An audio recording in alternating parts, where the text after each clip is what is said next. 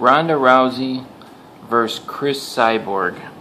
Right now, when I'm filming this video, just to give you a time reference point, it is August 2015. And it looks like this fight's going to happen. Can Cyborg make the weight? I don't know. Doesn't really matter though. If they make the fight and she comes up short, they're still going to fight. Why is this fight happening? I'm really not quite so sure. Trying to figure that out. It doesn't really, it doesn't really make any sense. It made a lot of sense before, to me. When Ronda Rousey was first coming into MMA, when they made her UFC champion, I was thinking, well, I mean, this girl's only had like 4 fights and you're saying she's a champion. She's not fought all these other girls. That was, so I felt like if they were going to have this fight, they should have had it, back then, or had different weight classes or whatever. A lot of time has passed. A lot of things have changed. And it appears that there's pretty stringent drug testing in MMA, and especially women's MMA. I mean, the women that fight in MMA, they look like women. The problem is Cyborg doesn't look like a woman, because of all the steroids that she took. I mean, steroids are a male hormone. They turn you into a man.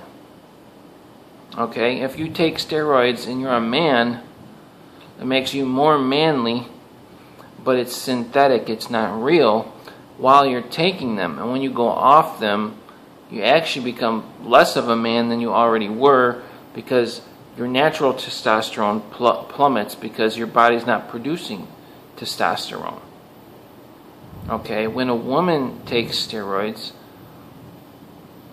she's taking male hormones. I mean, there's people out there that are women that want to be men that don't work out or exercise or even play sports. They start taking male hormones, testosterone, to become a man.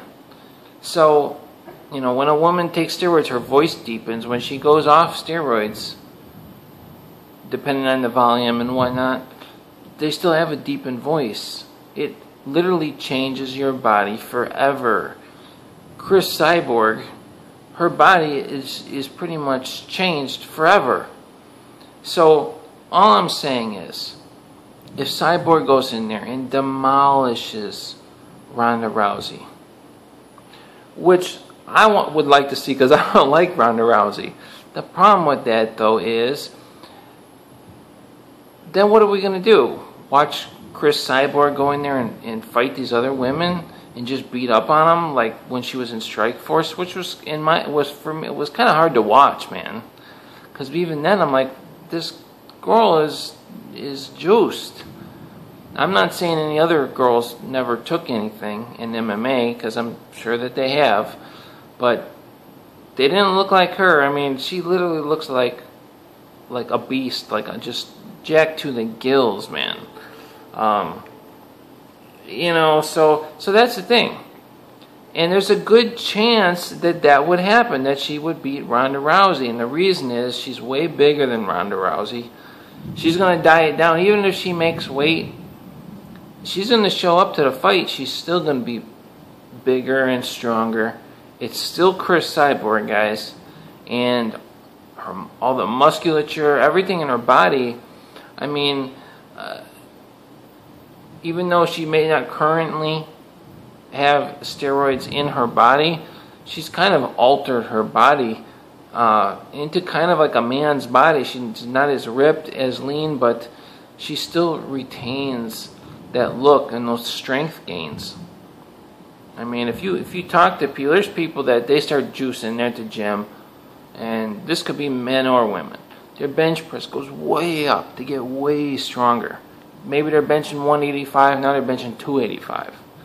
They go off the roids.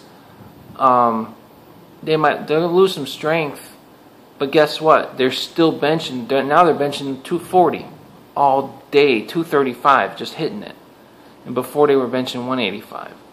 I mean, those strength gains, when you gain strength, it doesn't really matter how you gain it. That strength it's always there. It's true, man.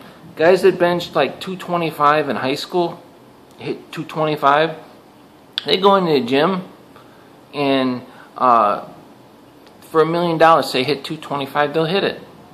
They really will. You know, one time. Maybe they used to do it like 8 times. I don't know.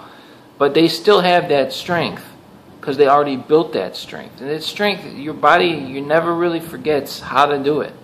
Whereas if you took someone that never lifted weights and you say, okay, go in there and hit 225, there ain't no chance in heck they're going to be able to do it because they never built that strength before. You see what I'm saying? So there's a certain amount of strength gains that Chris Cyborg is going to continue to have and carry. So I think this is kind of a stupid fight. I don't...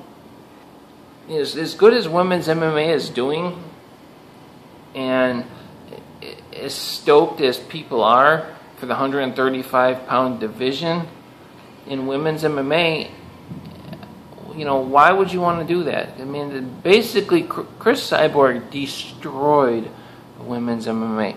Right at that time, women's MMA, I've been watching women's MMA for over a decade. So if you guys are new and don't remember, I mean, women's MMA was booming, man. We had Gina Carano and all this. Chris Cyborg destroyed all that single-handedly with the steroids. Because she went there and beat these women to where they didn't even want to fight anymore. Gina Carano quit MMA. I mean, Shayna Baszler herself, she lost to Chris Cyborg. I don't know if it was right after that, maybe a couple fights after, she disappeared from MMA for a couple of years. A lot of people maybe don't know that.